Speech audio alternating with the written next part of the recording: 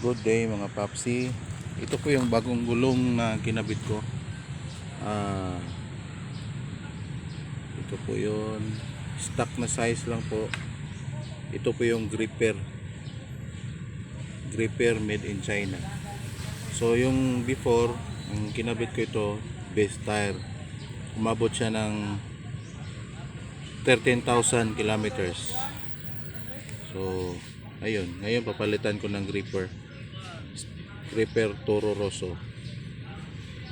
Hindi ko alam kung ilang kilometers ang abutin nito. Basta yung B-Star na stock size sa Aerox, sumabot siya ng 13,000 kilometers. So daily use at saka may kasamang long ride na rin.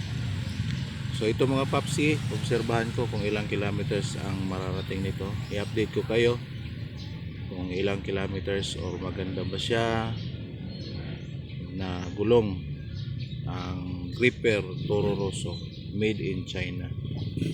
So based sa experience, yung B-Star ko na ginamit, okay lang po, maganda naman, maganda yung kapit,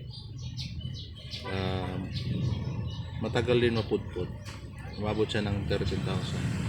Sa inyo mga papsi, comment down below kung ilang kilometers ang inabot ng B-Star nyo. So sa akin 13,000 kilometers. Yun lang po. Thank you.